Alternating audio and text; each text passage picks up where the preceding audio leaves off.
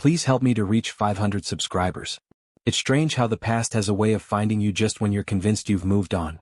For me, that past had a name, Anna. My former wife. We were together for 7 years, separated for 2, and during that time I worked hard to erase her from my everyday life.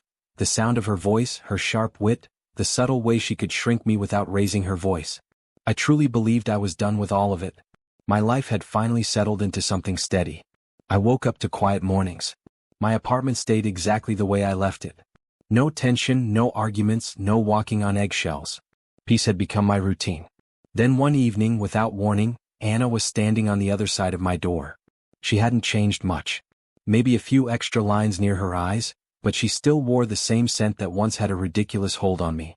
We stood there staring at each other, frozen in a moment that felt unreal, like the years between us had collapsed into seconds. I felt that old reflex kick in, the version of myself that used to crave her approval without realizing it. She broke the silence first, flashing that familiar self-assured smile. "You look really good," she said. I wanted to respond casually like it meant nothing, but my throat tightened. "It's been a long time," was all I managed. She chuckled lightly, tucking her hair behind her ear. "Can I come inside?" I should have said no. Instead I stepped aside. Maybe I wanted answers. Maybe I was curious. Or maybe I needed proof that she no longer had power over me. We sat down on the couch, the same one she had chosen years ago when we still believed in forever. I'd considered getting rid of it countless times but never did. Some memories are harder to throw away than furniture. Her eyes scanned the room, noticing the subtle differences. New plants, framed photos she didn't recognize, half-finished wine glasses on the table. "So," she said, crossing her legs, "you've been doing all right." It wasn't a question. More like a verdict. "More than all right," I answered. That seemed to catch her off guard. Her confident expression flickered just for a second. "I'm glad," she said, though it didn't sound sincere. She went quiet, staring at the floor as if rehearsing something in her head. Finally she exhaled. "I messed up," she admitted. Once upon a time, I had imagined hearing those words would feel like victory. Instead, they landed softly, leaving behind nothing but a hollow pressure in my chest. "We both did," I replied carefully. Her eyes filled with emotion as she nodded. "I thought maybe we could try again," she said. "Start fresh. We were good together once, weren't we?" Her voice cracked, and for a fleeting moment, I almost let myself believe it. But the truth was clearer now than it had ever been.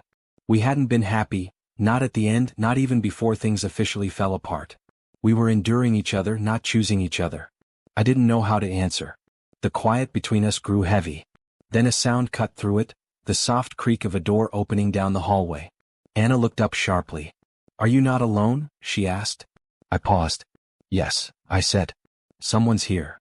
She barely had time to process that before the bedroom door opened. Lily stepped out. Anna's closest friend. The same woman who had supported her through the divorce.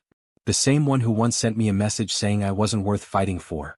Lily walked into the room, her hair messy with sleep, wearing one of my shirts. I didn't say anything. I didn't need to. Anna's expression shifted slowly, from confusion to shock to something far worse. "You've got to be joking," she whispered, disbelief shaking her voice. Lily remained calm, her gaze steady. "You walked away from him," she said quietly. "I never planned this. But you shattered him, Anna. I just helped him put himself back together." The words hung in the air, sharp and final.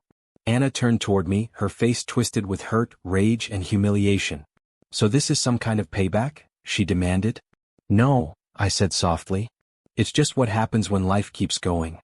Her eyes brimmed with tears. "You were supposed to miss me," she said. "You were supposed to regret losing me." "I did," I admitted. "For a long time. But eventually, I stopped waiting for you to return."